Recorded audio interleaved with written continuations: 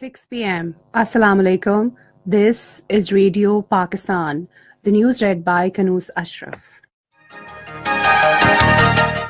First, the headlines.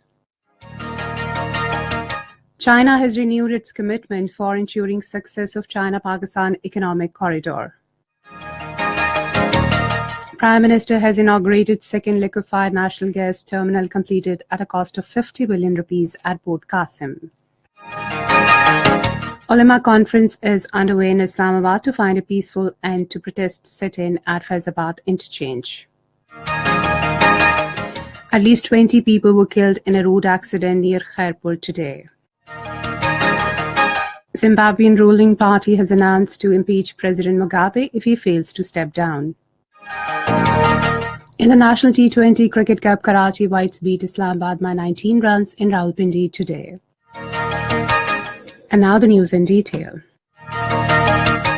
China has renewed its commitment to work with Pakistan to ensure the success of China-Pakistan economic corridor. Briefing newsmen in Beijing today, Chinese Foreign Ministry spokesman Liu Kang said CPEC is a flagship project of Belt and Road Initiative, and it can win more recognition and support from regional countries and international community. He said CPEC is a new type of cooperation framework built by the China and Pakistan for long-term cooperation development. When his attention was drawn towards reports regarding creation of a cell by the Indian Intelligence Agency to target the CPEC, as well as various statements of Indian leadership to this effect, he replied, "We have noted relevant reports." Responding to a question about Indian President Ram Nath Kovind's visit to Arunachal Pradesh, the spokesman commented that the Chinese government has never acknowledged the so-called Arunachal Pradesh. Our position on the border issue is consistent and clear. The spokesman said the relations between China and India are at a crucial moment. Seventh session of Joint Cooperation Committee on CPEC has begun in Islamabad. In his inaugural remarks, Secretary Planning Commission Shoaib Siddiqui said China-Pakistan economic corridor has boosted the bilateral relations between the two countries. He said Pakistan values leadership and public of China for completion of the mega project of CPEC. The Secretary said the government and people of Pakistan are fully determined for successful and peaceful completion of the project. Prime Minister Shahid Haqqan Abbasi says the government is committed to resolve the issue of energy shortage and has successfully reduced the gap between demand and supply both in the electricity and natural gas. Addressing the inaugural ceremony of the second liquefied natural gas terminal at the Port Qasim, the Prime Minister said the work was going on several power projects to overcome the challenge in shortest possible time. The terminal has been completed in a short time at a cost of 50 billion rupees. He said there was a huge potential for investment in the LNG sector as the country has a huge market for the natural gas. Shahid Haqqan Abbasi said the LNG was the cheapest fuel available in the country and would meet the requirement of the commercial, industrial, domestic and the CNG sectors. Islamabad High Court has adjourned the hearing of two petitions about the ongoing Faizabad sit-in till Thursday. Earlier, the Interior Minister sought 48 hours time from the court to resolve the issue. Answering the High Court's query about continuation of sit-in despite court's order, the Interior Minister said the government is trying to resolve the issue through peaceful means.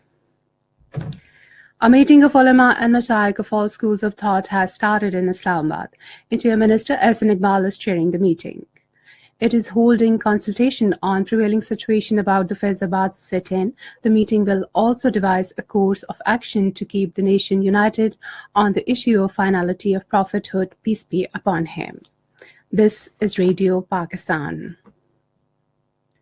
Minister for Water Resources Syed Javed Ali Shah has said that the government is considering constructing small and big dams to overcome the issue of water shortages. Responding to a call attention notice in the National Assembly today, he said work on the Amir Basha and Muhammad dams can be started on the availability of funds. Similarly, he said there is a great potential of small dams in Khyber Pakhtunkhwa and Balochistan.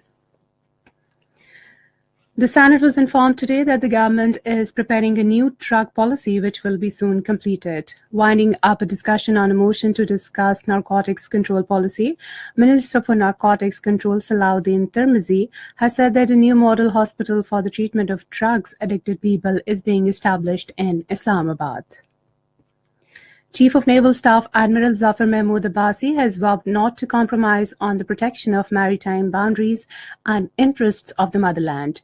He said this during his visit to the battle fleet of Pakistan Navy in Arabian Sea today. He also vowed to continue the effective role of Pakistan Navy in global maritime security. AJK President Sardar Masood Khan has urged Kashmiri Pakistani British community in the UK to keep close liaison with members of UK Parliament so that they could raise the issue of Kashmir in the House of Commons as well as with the Commonwealth.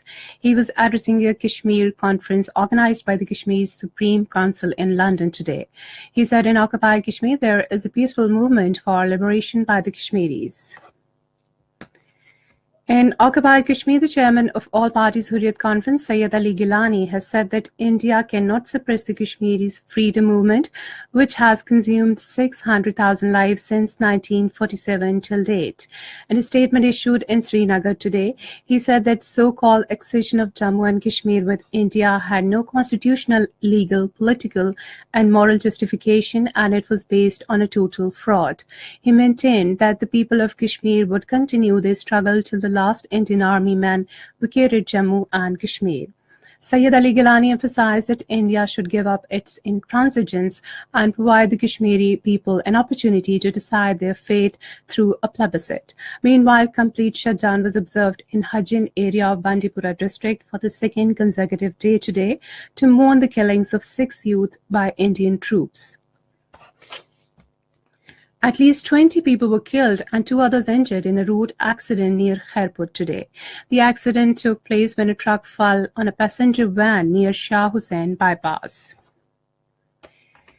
China has called for a ceasefire in Myanmar's Rakhine state so that Rohingya Muslim refugees can return from Bangladesh. This has been stated by China's Foreign Minister Wang Yi in a statement issued in Myanmar today. He said Myanmar and Bangladesh could work out a mutually acceptable way to end the crisis.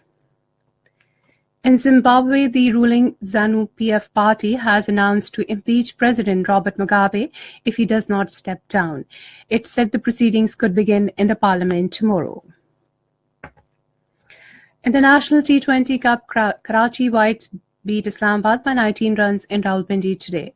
Karachi Whites won the toss and batting first scored 148 runs in 19 overs. Islamabad could score 129 for the loss of 5 wickets in 20 overs.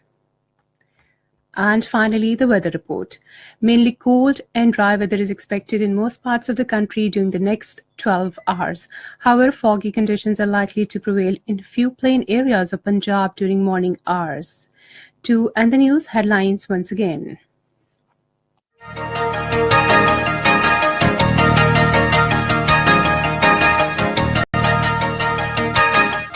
China has renewed its commitment for ensuring success of China-Pakistan economic corridor.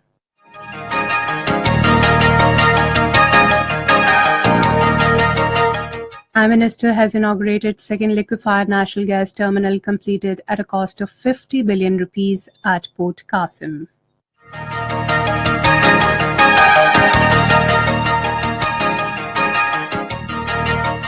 Ulema conference is underway in Islamabad to find a peaceful end to protest sit-in at Faizabad interchange.